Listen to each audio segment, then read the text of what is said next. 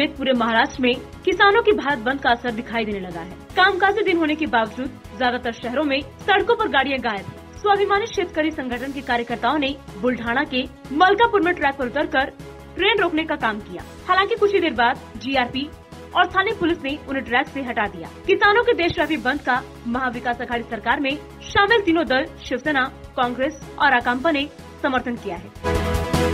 किसान आंदोलन के समर्थन में आज भारत बंद है। इस बीच आम आदमी पार्टी ने आरोप लगाया है कि केंद्र की पुलिस ने दिल्ली के मुख्यमंत्री अरविंद केजरीवाल को घर में नजरबंद कर दिया है। गैर भाजपा शासित 13 राज्यों में बंद का सबसे ज्यादा असर देखने को मिल रहा है। इन राज्यों में देश की आधी आबादी रहती है और करीब 4.82 करोड़ किसान परिवार रहते हैं। इनमें बड़े राज्य महाराष्ट्र और राजस्थान है। महाराष्ट्र में 1.10 करोड़ और राजस्थान में 71 लाख परिवार खेती पर निर्भर है।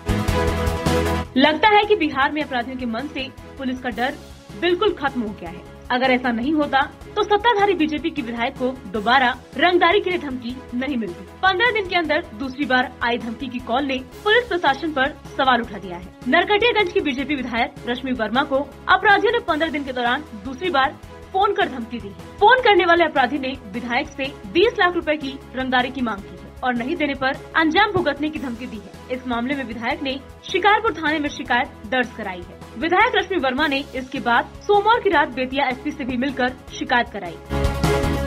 कृषि कानूनों के खिलाफ किसानों के आंदोलन का आज 13वां दिन है। किसानों की सरकार के साथ बुधवार को यानी कल छठे दौर की बातचीत होनी है। इससे पहले हरियाणा के किसान 2 गुटों में बंट गए हैं। 1.20 लाख किसानों ने सरकार को चिट्ठी लिखकर कृषि कानूनों का समर्थन किया है। उन्होंने कहा कि नए कानूनों को वापस नहीं लेना चाहिए। हरियाणा के फार्मर्स प्रोड्यूसर ऑर्गेनाइजेशन से जुड़े किसानों ने ये बात कही है।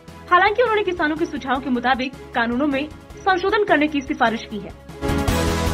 महाराष्ट्र में पुणे के एक अस्पताल में ह्यूमन ट्रायल के तहत 17 वॉलंटियर्स को रूस के स्पुतनिक वी कोरोना वायरस टीका लगाया गया है। डॉक्टरों ने रविवार को ये जानकारी दी। ये टीका Gamaleya national research centre for epidemiology and microbiology और उसी डायरेक्ट इन्वेस्टमेंट फंड द्वारा मिलकर विकसित किया गया है। भारत ने रूस से इस टीके की 10 करोड़ खुराक खरीदी है। यहाँ नोबल अस्पताल के क्लिनिकल रिसर्च डिपार्टमेंट के प्रमुख डॉक्टर एस.के. राउत ने कहा, मानव परीक्षण के तहत पिछले 3 दिनों में 17 स्वस्थ वॉलंटियर्स को स्पुतनिक टीका लगाया गया है। गुरुवार को ये प्रक्रिया शुरू हुई थी।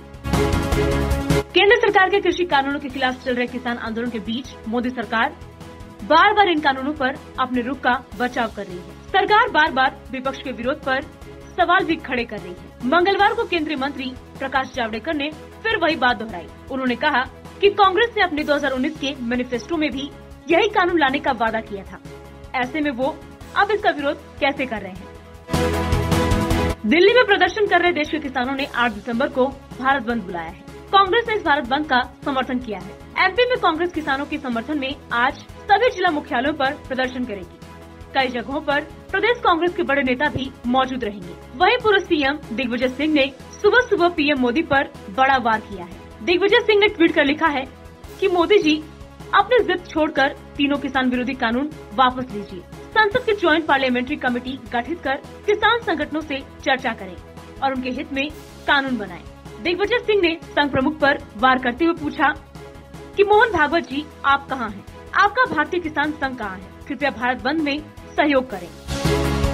किसान आंदोलन के समर्थन में भारत बंद किया गया है। भाजपा शासित 17 में से 15 राज्यों में इसका ज्यादा असर अब तक नहीं देखा गया है। गुजरात के 3 हाईवे पर कांग्रेस कार्यकर्ताओं ने टायर जलाकर प्रदर्शन किया। इससे ट्रैफिक जाम हो गया। बिहार के दरभंगा में राष्ट्रीय जनता दल के कार्यकर्ताओं ने सड़कों पर हंगामा किया। यहाँ गंज चौक में सड़क पर टायर जलाए गए।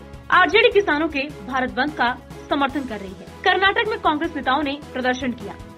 देश के 17 राज्यों में भाजपा और उसके सहयोगियों की सरकार है। 6 केंद्र शासित प्रदेश भी हैं, जिनमें से जम्मू कश्मीर में राष्ट्रपति शासन लागू है।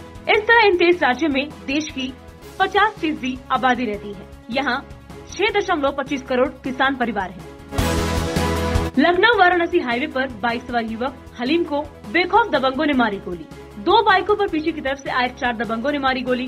घायल युवक हत्या के मामले में कर रहा था पैरवी। 3 दिन पहले भी आरोपियों ने घायल को समझौते को लेकर धमकी दी थी। नगर कोतवाली के सराय बहलिया की घटना, ताबड़तोड़ गोलीबारी से दहला जिला। 2 अलग अलग थाना इलाकों में 2 लोगों के सीने पर बेखौफ बदमाशों ने मारी गोली। अस्पताल परिसर में एसपी समेत भारी पुलिस बल। इसके थोड़ी देर पहले लालगंज कोतवाली के छताऊ का पुरवा में शौच को जा रहे छात्र संजय सरोज को बाइक सवार 3 अज्ञात बदमाशों ने गोली मारकर मोबाइल छीन लिया और फरार हो गए। एसपी अनुराग आर्य ने आरोपियों की धरपकड़ को 3 टीमें की गठित। देश में कोरोना के आंकड़ों ने सोमवार को बड़ी राहत दी। सिर्फ 26,201 नए केस आए। ये 10 जुलाई के बाद सबसे कम है। तब 27,749 मरीज मिले थे। 24 घंटे में 38,621 मरीज ठीक भी हो गए और 384 की मौत हुई। इससे एक्टिव केस यानी इलाज करा रहे मरीजों में 12,887 की कमी आई है। ये 15 नवंबर के बाद सबसे बड़ी गिरावट है। तब 13,882 एक्टिव केस कम हुए थे। देश में कोरोना के अब तक 97.3 लाख केस सामने आ चुके हैं। इनमें से 91.78 लाख मरीज ठीक हो चुके हैं और 1.40 लाख की मौत हो चुकी है। 3.82 लाख मरीजों का इलाज चल रहा है।